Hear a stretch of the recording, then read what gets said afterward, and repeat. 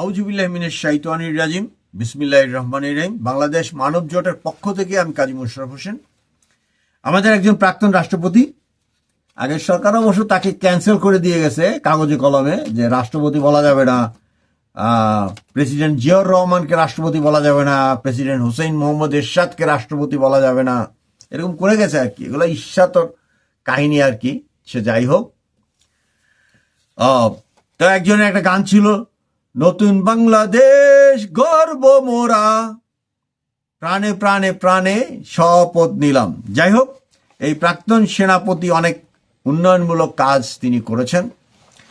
উপজেলাটাও তার তৈরি, কিন্তু আমরা সেই উপজেলাটাকে আর দাঁড়াতে দেইনি, ভেঙে চুরে তছনছ করে দিয়েছি তার উপজেলাকে। এখনো ওটি হয়নি। উপজেলা শুধু করবই না, মানব জোটের পক্ষ থেকে এই উপজেলায় সেই মুন্সিফি আদালত হইতে পারে বা কাজীর আদালত হইতে পারে। কারণ দেখা যায় যে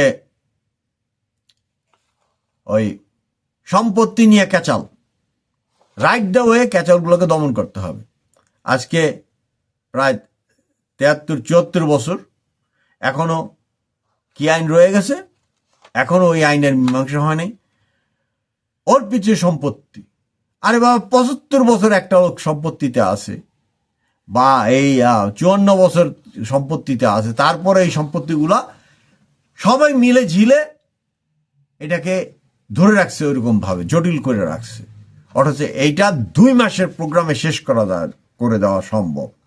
সে যাই হোক, অন্তত ওই সব মানুষ মারা গেলেই যে সম্পত্তির ভাগ হয় ইসলামী শরিয়া ল অনুযায়ী, সেইটা করতে হবে ওই উপজেলা পর্যায়ে।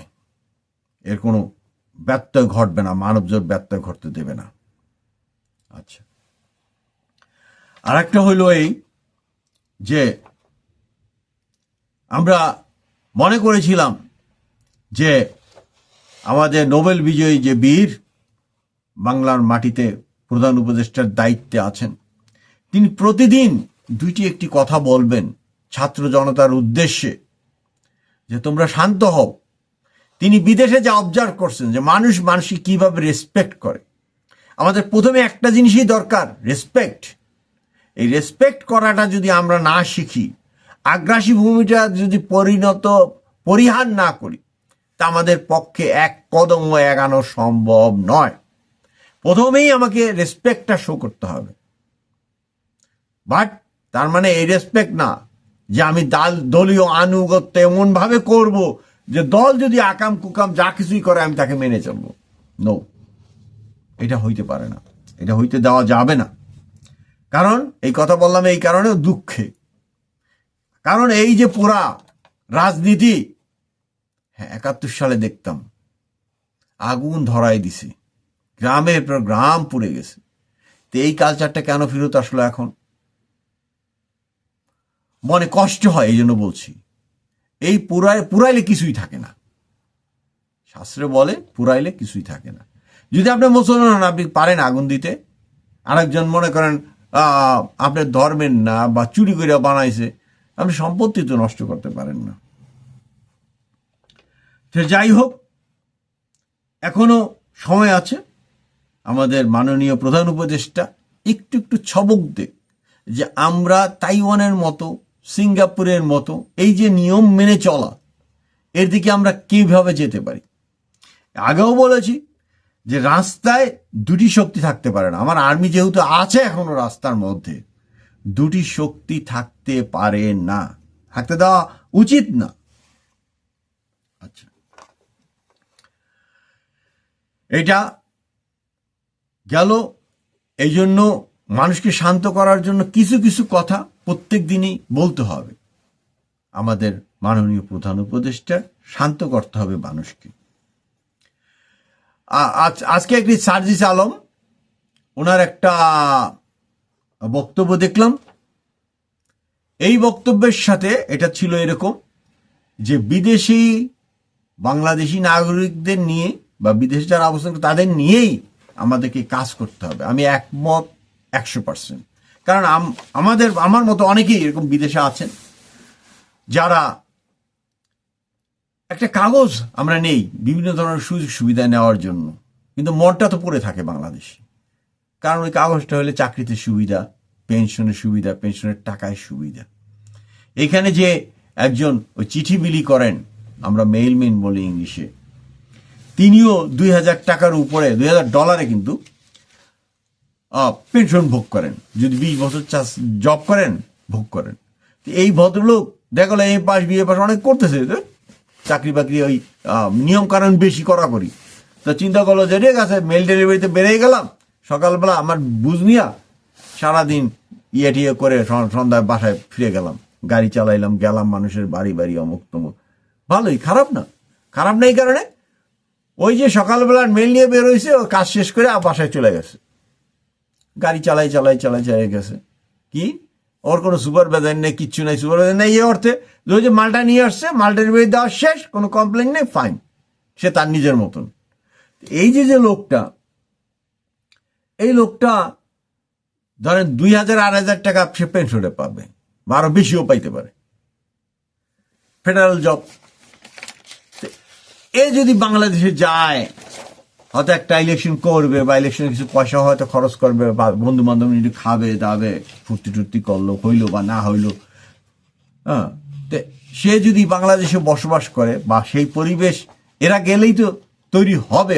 এই কারণে যে বিভিন্ন যে ভালো দিকগুলো তারা এরা তুলে ধরার চেষ্টা করবে। তুলে ধরালে লাভটা কি? লাভটা হলো সে যদি দেশে এই টাকাটা খরচ করে, যেই টাকাটা তার যাবে, সে তো পাবে, সে যে কোনো দেশে থাকলেই সেই টাকাটা পাবে। পাইলে এই টাকাটা কিছু খরচা করলে এই টাকাটার থেকে আবার ভ্যালু তৈরি হয়।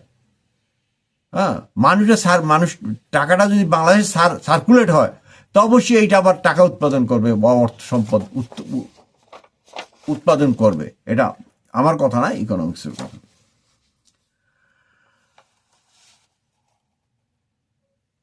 আর একটা কথা হলো এই, আমরা দেখেছি যে এই 15 বছরে বা 16 বছরে যে দুর্বৃত্তায়ন হয়েছে, এটা কিন্তু শুধু রাজনীতিবিদরা করে নাই, এবং এর সাথে জড়িত ছিল আমলা।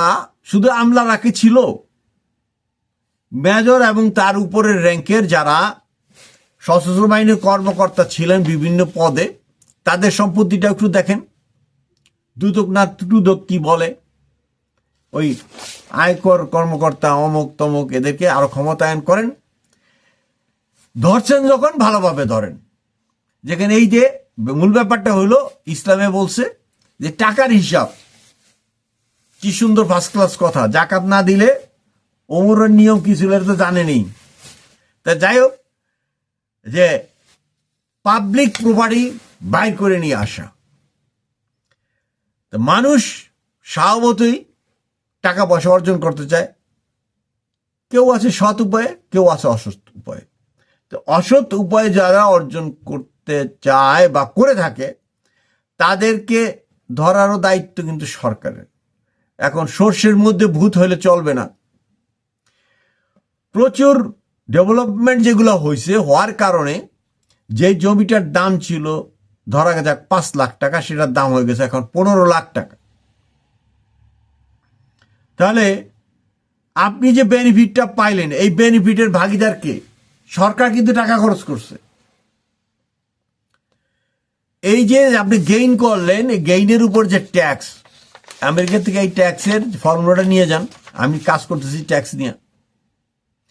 তাহলে এই যে নতুন ছাত্র সংগঠন যারা আগের সরকারের পতন করেছে, তাদের নাম হলো বৈষম্য বিরোধী। ও মাই গুডনেস। আমি চাই সমতা ভিত্তিক এবং উন্নত দেশের থেকে, অন্তত আমেরিকা বা ইউরোপের যে সমস্ত দেশগুলো যে লগুলো আছে, সেগুলাকে অ্যাডাপ্ট করে এই প্রচুর ডেভেলপমেন্টের সাথে আরো ডেভেলপমেন্ট অ্যাড হবে। কিন্তু যে কাজটা করতে হবে সেটা হলো এই যে গেইন ট্যাক্সের মাধ্যমে কিছু টাকা আমাদের যারা সমাজের খেতে পাচ্ছে না, লেখাপড়া করতে পারছে না, শিশুদেরকে লেখাপড়ার ব্যবস্থা করা, এই কাজগুলোর জন্য তো ব্যয় করতেই হবে। কাজেই আমাদেরকে অবশ্যই এদিকটা খেয়াল রাখতে হবে। আর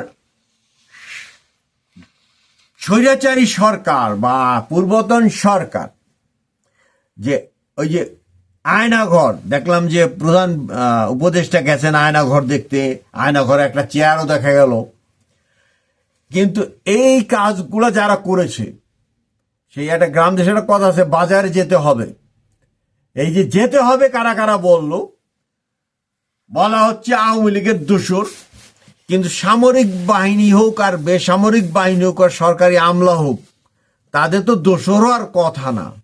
চাকরি যাইবকে চাকরি ছাইড়ে দেন ভাই, ক্লাসে ফার্স্ট সেকেন্ড থার্ড ছিলেন, নলে তো আপনার ওই আর্মির অফিসারের জব হয় নাই, পাবলিক সার্ভেন্টও হইতে পারেন নাই, বিশেষ ক্যাডারও হইতে পারেন নাই, অন্তত 1, 2, 3 মধ্যে ছিলেন ক্লাসে। এই যে এই কাহিনীটা করছেন এই 16-17 বছর যাবৎ সামরিক এবং বেসামরিক কর্মকর্তা, আপনারাই বাইর করে দেন। শুধু হ্যাঁ চামচামি করছে ফাইন, জয় গান্ধী সে সাইন, জয় বাংলা বলছে হাজার হাজার বার, গলা ফেনা উড়ে বলেছে ফাইন, কিন্তু আপনার টাকার থলিটা দেখা উচিত। এই যে বর্তমান যে উপদেষ্টা পরিষদ আছে, এই উপদেষ্টা পরিষদের প্রথম কন্ডিশন হলো তাদের টাকার থলিটা চেক করা, সামরিক হোক আর বেসামরিক হোক। আর এই 3টা নির্বাচনে ওই আব্দুল আউয়াল না ডাউয়াল, এই ভদ্রলোকে বলছিলাম, এর আগে এপিসোড আছে, তার ইলেকশন করার আগে বলছিলাম, সে যখন এই ইলেকশনটা করে এই কি 7% না 10% ইলেকশন, তখন তাকে বলছিলাম যে এইটাকে 30 দিনে করো ইলেকশনটা, আর্মি চাও, এইটা চাও, ওইটা চাও, মিয়া বুড়ো হয়ে গেছো, কি আছে? এই যে এই সমস্ত কমিশনার কি আছে পাওয়ার বলেন? একটা লাইফে কি দরকার? পুরা 62-63 বছর জব করছে, তারপরে কমিশনারের দায়িত্ব পাইছে বা নির্বাচন কমিশনারের দায়িত্ব পাইছে। বাবা আর কি চাস? স্টেট বলবি this I can't do this, তোর কি খায় বলাইব বেটা? তোরা ফার্স্ট সেকেন্ড থার্ড হইয়া এই আর্মির জব পাইছ বা বেসামরিক জব পাইছ, তোর খায় বলাইব? পেটে ভাত নাই, বিদেশে কামলা, তাও তো ভালো বেটা, এই যে অসহযোগিতা কেন করলি না? ফাইন্যান্সিয়াল ক্রাইমটা হলো মেইন, ফাইন্যান্সিয়াল ক্রাইম যারা করছে তাদেরকে ধরেন। সামরিক বুঝি না, বেসামরিক বুঝি না, দরকার বিদেশি সাহায্য নেন, মদত নেন।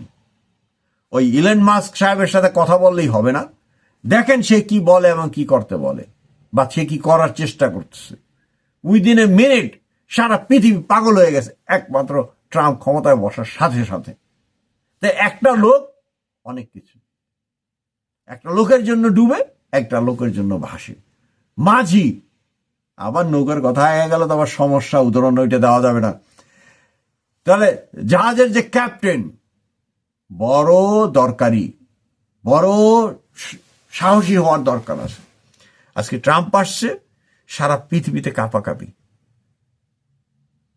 কাজেই দেশকে এগিয়ে নেওয়ার জন্য যা কিছু করা দরকার তাই করা উচিত।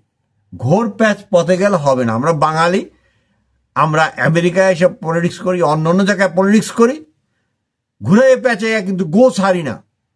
এখান থেকে আমাদেরকে বের হয়ে আসতে হবে। সোজা রাস্তা,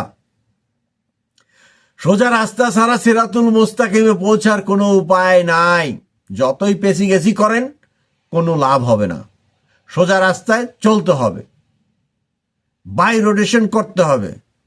আগে স্বৈরাচারী সরকার পড়ে গেছে কেন, সে কতগুলা তার সাগরেদ বানায় লইছিল, তারা এক একজন 50 বছরই এমপি।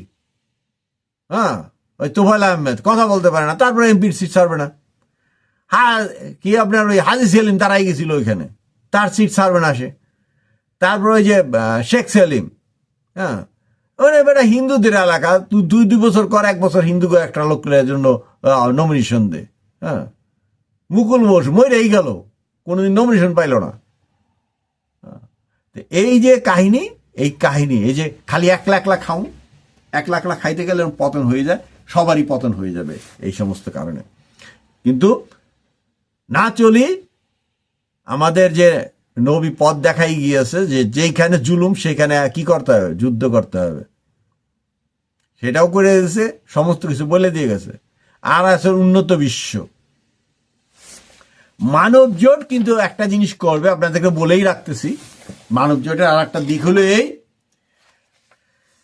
যে এক পাশে থাকবে সিভিল ল, আর এক পাশে থাকবে ইসলামিক ল। জীবনযাপনের জন্য আমি বলতেছি আবারও, মানব জোট মুসলমানদের জন্য ইসলামী শরিয়া ল চালু করে দিবে। হ্যাঁ, 18 বছর হওয়ার পরেই সে ডিক্লেয়ার করবে যে তুমি শরিয়া ল পছন্দ করবা না সিভিল লতে যাইবা। কারণ সিভিল ল আমার দরকার আছে। মুসলমান বাদে নাস্তিক, হিন্দু, বৌদ্ধ, খ্রিস্টান, অন্য যারা উপাসনা করে তাদেরকে চয়েস দিতে হবে। এক পাশে থাকবে মানব জোটের শরিয়া ল। আচ্ছা, 18 বছরে তুমি এটা ক্লিয়ার করবা, 21 বছরে পার্মানেন্টলি বলতে হবে যে তুমি কোনটা ফলো করবা। যদি তুমি শরিয়া ল মোতাবেক চাও, শরিয়া লতে তোমার বিচার হবে, বা তোমার সাথে কারোর সাথে লাগলে শরিয়া ল অনুযায়ী বিচার করে দেওয়া হবে। আর একটা হলো এই সিভিল ল। এই দুইটা লয় বাংলাদেশ মানব জোট প্রবর্তন করতে চায়, রাখতে চায়।